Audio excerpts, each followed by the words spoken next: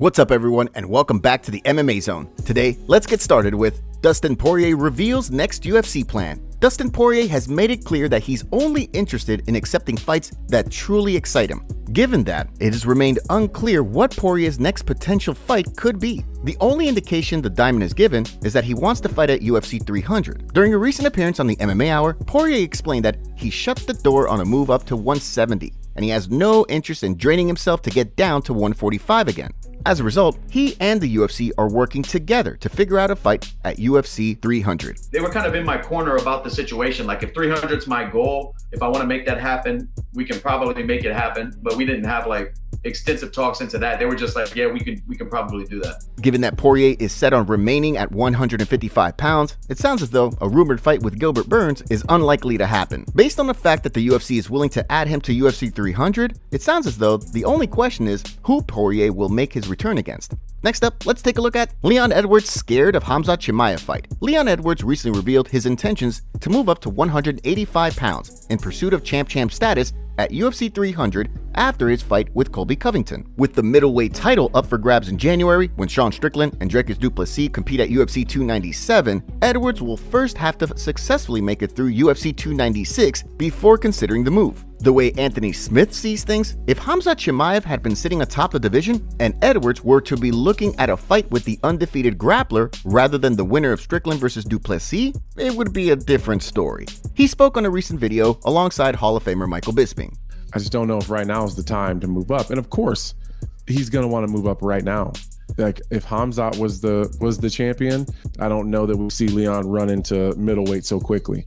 But I think we have a champion in Sean Strickland that he believes matches up well with him, and it stylistically makes a lot of sense. But yeah, I agree with some of the frustration. Listen, if I had a world title, maybe I'd do the same shit. So I don't know. Of course, the expectation is that Chimaev will fight the winner of the upcoming Strickland versus du Plessis title fight. However, the UFC could also look to capitalize on the hype of Edwards moving up, depending on how things play out at UFC 296. Next up, let's take a look at UFC Updates. With no UFC events scheduled for this weekend, fans are anxiously looking ahead to the upcoming UFC Fight Night Austin card to kick off the month of December. In the meantime, let's take a look at today's UFC updates, starting with a recent announced fight between Rayan dos Santos and Talita Alencar, who are set to fight at UFC Vegas 83 on December 9th. The event had originally been scheduled for Shanghai. However, the UFC then pivoted and moved the event to Vegas, with a fight between Rayan dos Santos and Talita Alencar being announced for this card. Dos Santos will be looking to make her successful UFC debut amid a 3-fight winning streak that saw her pick up back-to-back victories under the Invicta banner in 2023. On the flip side, Alencar will look to keep her unbeaten record intact as she makes her UFC debut on the heels of a unanimous draw on Dana White's Contender Series. In addition, reports have also surfaced that a clash between Jim Miller and Gabriel Benitez has been added to UFC Vegas 84 on January 13th. With Miller eager to compete on UFC 300 to complete the trifecta of fighting on UFC 100, 200, and 300, many fans are concerned that the UFC 300 event in April may be too quick of a turnaround. Miller will be entering his January fight following a knockout win over Jesse Butler this past summer after having his 3-fight win streak snapped by Alexander Hernandez back in February. On the flip side, Benitez will be looking to make his successful return after a year-long hiatus following his TKO win over Charlie Ontiveros. Now, let's shift gears and take a look at Ian Garry breaks silence on conflict. Ian Garry recently made headlines when news surfaced that he had been asked not to return to Team Renegade, where welterweight champion Leon Edwards trains. The situation quickly sparked widespread debate among the MMA community, with many divided in regards to who they thought was right and wrong in this situation. As Team Renegade explained in a statement, Garry's nomadic approach to training didn't fit with their gym culture. As a result, he was asked not to return. During a recent sit-down for his Instagram, Garry set the record straight, clearing up any confusion on the matter. No, I was not thrown out of Leon Edwards' gym. I was politely asked not to return because we are potentially on a collision path. And so there's two owners of the gym, Renegade, Tom and Ash, both of which I get along with, both of which said it was a privilege to work with me and that they really enjoy me being in the mats. Leon's head coach was the one who has an issue and was the one who asked me not to come back. Along with the video, Garry also wrote a caption which read, Too many people who've never been on the mats with me, some who've never even met me, are talking when they don't know shit. Should Garry manage to defeat Vicente Luque, he could find himself in a position to compete against a top 5 fighter, meaning that a potential clash with Leon Edwards may not be too far off on the horizon. Next, let's take a look at MMA Reporters get into drama. This week saw a friendly exchange between two of the most well-known reporters in MMA, Helen Yi and Nina Marie, quickly turned into a bit of a public spat. After a user took a jab at Helen Yi, saying that Nina was, quote, kicking her ass at engagement farming, Yi responded by shutting down any talk of beef. The situation quickly caught the attention of Nina Marie, who responded by writing, in part, people have tried to pit us against each other since the beginning. Helen Yi is an actual journalist and athlete. We both bring something different to the MMA community. Yi responded, backing up Nina and saying that people are too quick to compare the pair, while also ending her message by writing, by the way, I tried texting you months back after you reached out so we can chat in a better setting than online. Nina then responded with a lengthy post explaining that she had previously attempted to DM Yi. She then wrote, I approached you in person to let you know I reached out and you didn't seem into it. Then you eventually responded to my initial DM, to which I responded, and we exchanged numbers and messages, and you took a minute to get back to me, so I figured you weren't into it. She concluded the message by saying that she wished Yi all the best in her upcoming competition, seemingly ending the message off on a positive note. However, things then seemingly escalated.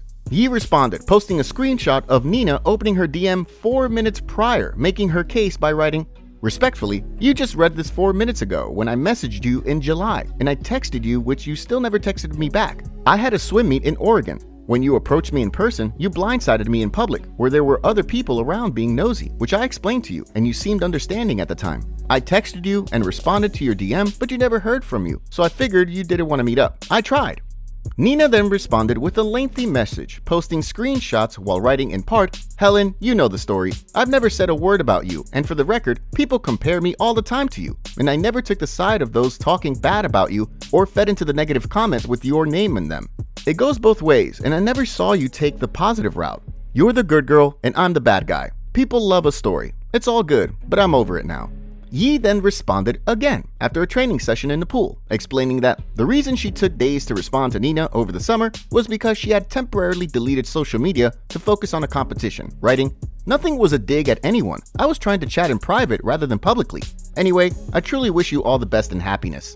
As Yi concluded at the time, with Thanksgiving coming up, she didn't have any interest in continuing the back and forth. However, Sean Strickland then jumped in, writing, let's all act like adults here. Only one way to settle this. 1. Blow up pool. 2. Oil. 3. Bikinis. Give the people what they want. From the looks of things, the exchange is over for now. Next, let's take a look at Colby Covington helped Leon Edwards to defeat Kamaru Usman. Many have argued that the two best performances of Colby Covington's career were his 2 bouts with Kamaru Usman, despite the fact that the former NCAA wrestler came up short in both contests. Ahead of his upcoming UFC 296 clash with Leon Edwards, Covington took some credit for Edwards' famous knockout of Usman. Speaking in an interview with UFC.com, Chaos shared his thoughts on Rocky's highlight reel KO. No doubt about it, I took the fight out of Usman. His chin was never the same, and I'm the one that loosened up that chin. I head kicked him and had him on wobbly legs. Then he calls timeout. It's not like Leon did something that I hadn't already done. When Edwards and Covington step into the octagon at UFC 296, many believe that Covington will be entering this fight with his back against the wall. After going 0-2 against Kamaru Usman, another title fight loss would likely make it difficult for the 35-year-old to return to title contention. Despite the pressure, Covington has remained unwavering in his self-belief, vowing to steal the show and finish the champ when the two meet at the T-Mobile Arena on December 16th. Next, let's take a look at Nick Diaz versus George St. Pierre at UFC 300 leaked? With both men reportedly injured, George St. Pierre and Nick Diaz's scheduled grappling match had to be postponed. The news of the grappling match was quick to excite fans, many of whom were eager to see St. Pierre and Diaz run things back at this stage of their lives. However, there's been little news about a rescheduled date since. The way former Ultimate Fighter contestant Brendan Schaub sees things, the stage is set for the UFC to book a rematch between the 42-year-old St. Pierre and the 40-year-old Nick Diaz for UFC 300. While speaking on a recent episode of The Schaub Show, the former heavyweight spoke about this prediction. I think UFC 300, you're going to get Conor Chandler and you're going to get GSP Diaz. You look at GSP's social media, he's posting way more content. He's in phenomenal shape. He's supposed to grapple on December 15th. They pulled him from that card. He's just commentating on it now, right? Yeah. So he's in shape. I think they're pulling him, and I think he's staying in shape to come out UFC 300. I have no reason to think this. No reason. Besides just adding up the clues here. So far, St. Pierre has yet to react to the comments. However, the biggest hurdle to the bout will likely be his eligibility. To date, he has yet to register a USADA test in 2023, meaning he should be ineligible to compete. However, with the UFC parting ways with USADA, that may not be the case. Next up, we have the MMA community going off on Dana White and the UFC for delaying Islam Makhachev's fights. After his win against Alexander Volkanovski, Islam stated that he wants to fight before Ramadan, which starts on March 10, 2024, and he mentioned fighting 3 times next year. Well, it looks like the UFC has already booked fights for the first quarter of next year and will delay his return until summer of 2024, and the MMA community isn't happy. Here's what they had to say. Please let this man fight. The UFC already shelved him this year for 8 months for the Abu Dhabi card when he was ready to fight in the summer. I don't see why the UFC would be against him fighting earlier, to be honest. Probably an issue with the opponent this time. It's the same thing they did with him after the Volk fight. He wanted to fight Beneil in July, but they kept him till October, and we got robbed of Islam versus Beneil. Dude gets a lot of for not fighting often. I agree with that being an issue, but I don't think the fault lies with him. He was ready to fight during summer, but the UFC kept the man until October card, and it seems like they will do it again. I can see the haters by February calling him out for inactivity and say he's holding the division at bay. Make sure to leave a comment and you might get featured in our next video. Thanks for watching. If you enjoyed, make sure to subscribe and turn on notifications to never miss any MMA news. Check out our video from yesterday if you missed it. See you tomorrow.